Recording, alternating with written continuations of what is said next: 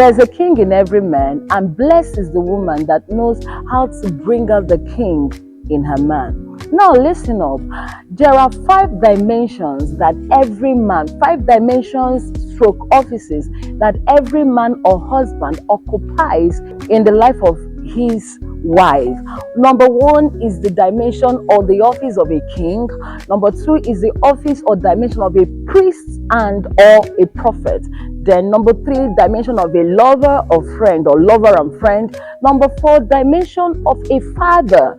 Then number 5, dimension of a husband. Now, one of the reasons why couples are having issues with their relationship is because a lot of times these 5 dimensions of your husband or the man keep coming up unannounced. Like no husband goes like, okay, today or from 12 to 1, I'm going to be a king.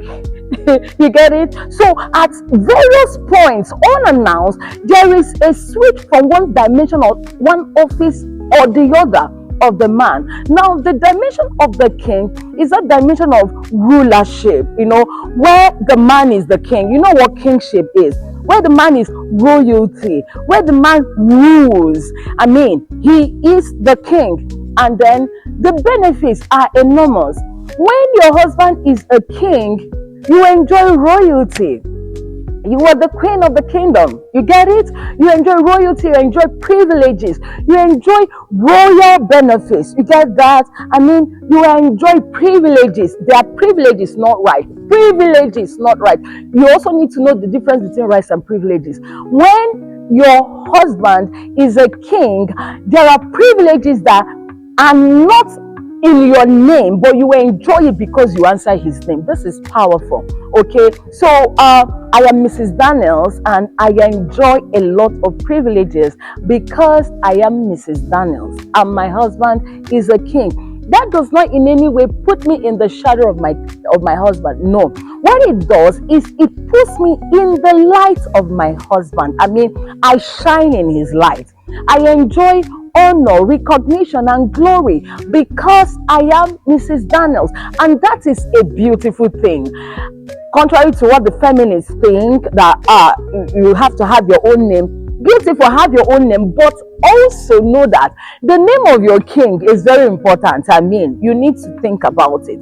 And it's only the woman that has the ability to bring out the king in their man, enable that king, let that king explore his kingship to a point where you begin to enjoy the benefits of his kingship. Okay, now there is another dimension of the man, the dimension of a priest and a prophet.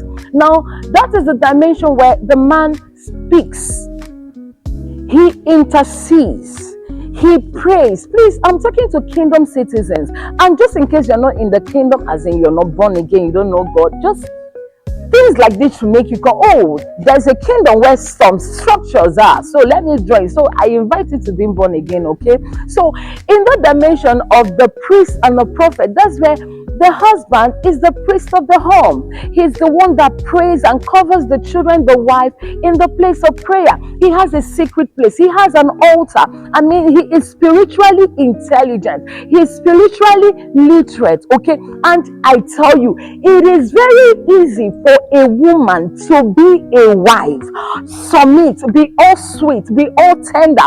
When the husband is a priest, when the husband knows his role as a priest, is very important, because every woman is in their need of security. The greatest security a woman needs, besides emotional security, is spiritual security. A woman wants to be sure that there are no demons that are coming to devour me because my husband is a priest, and then a prophet if by any means. And now you see, that was what happened to Micah, the wife of David. She didn't realize that his husband king is a priest and a prophet.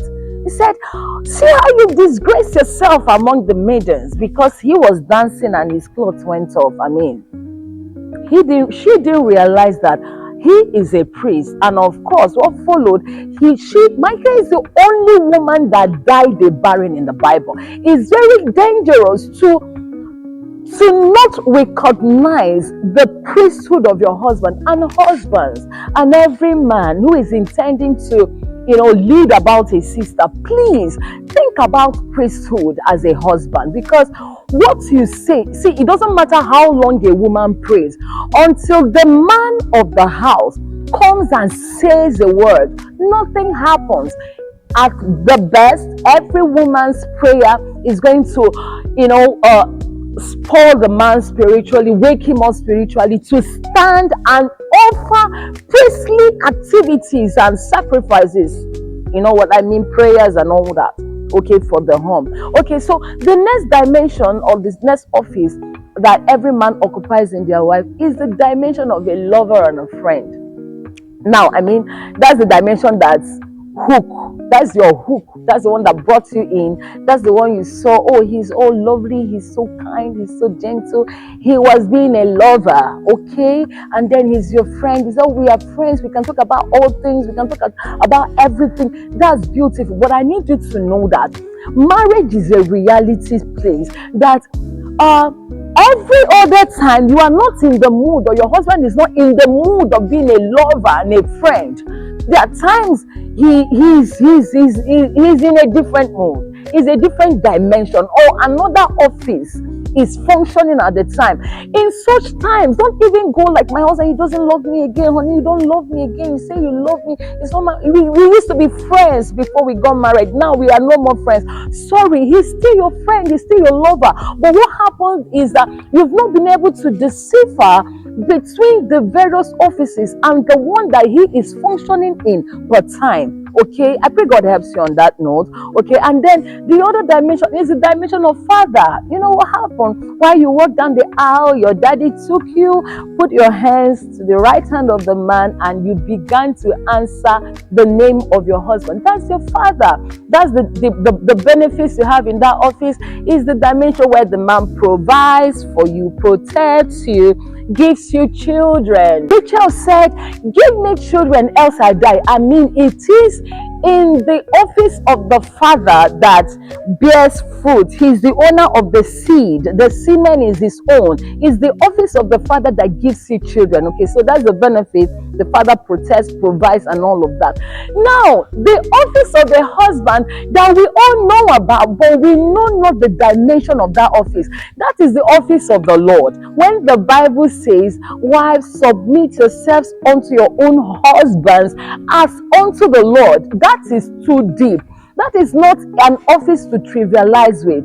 And a lot of times, we neglect that office. We just are more comfortable with the office of a lover and a friend. Okay, sometimes the office of a king. Okay, you enjoy, all the misses, privileges, and all that. But the office of a husband is the office where he is the Lord. He has the final say. Now, blessed is the woman that knows how to navigate that office.